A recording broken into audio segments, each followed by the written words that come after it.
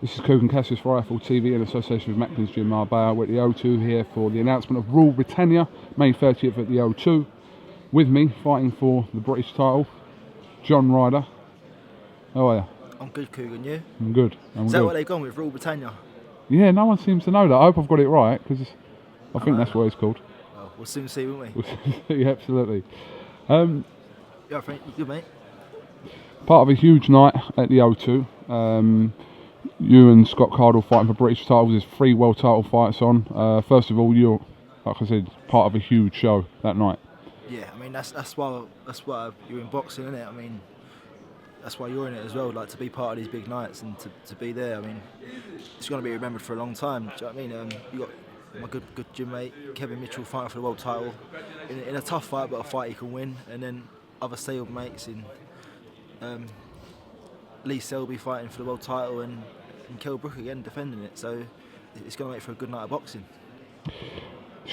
This will be your second attempt at capturing the British title. What's different between now and Billy Joe Saunders? What's changed for John Ryder? Well, we'll be nearly 2 years down the line. I'm that little bit more physically developed, a little bit more mentally developed. I've got Tony Sims behind me, 100%.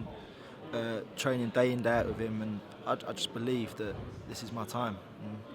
I mean, fight for the British, I would fight anyone now. I'm that confident in my ability and the backing that I've got from Tony and how hard work together that I could beat anyone.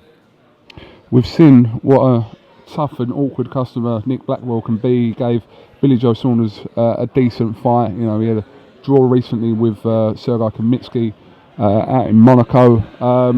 But do you feel this is there for you for the taking? This is your best chance of winning that British title right now for you? Of course, I mean, listen, I'm not going to sit here and disrespect Nick Blackwell. He's a good fighter. He's had his fair share of good wins. He's had a fair share of losses, but I mean, he's stepped up and he's upped the level and fought good opposition, and that's when he's come short. And I believe I'm a level above, but I mean, it's all right me believing that, but we've got to prove it on May 30th, and that's what I'm here to do, and that's what I'm going to do. I did lose a bit of momentum after the Billy Joe fight. I mean, it was a good close fight. Do you know what I mean?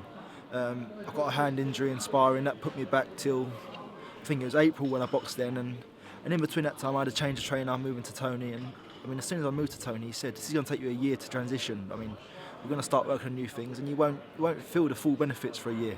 And I mean we're over a year now. We're going into say 16, 17 months. So I mean I'm seeing it in my training and I'm seeing it in everything I do now. So it's just to take it from the gym to the ring and show other people. So you're saying we haven't seen the best of John Ryder by a long stretch? Would you agree with that? Yeah, I would to an extent. Yeah, I mean, there's some things I do in training, and like honestly, people say to me, "That's mouthwatering. That's bang on." And I know when I'm doing it at the time that they're the things I've got to do. But it's just sometimes it's all right doing it at the gym, but you've got to be able to perform on the big stage, on the big nights, in front of the lights and in front of the fans. So, I mean, that's what I've got to work on, and that's what I'm aiming to do on May 30th. All right, well, listen, John Ryder, thank you very much for talking to IFL TV. Best of luck on May the 30th, and it should be a great night. Cheers, Coogan. Thank you. Thank you very much.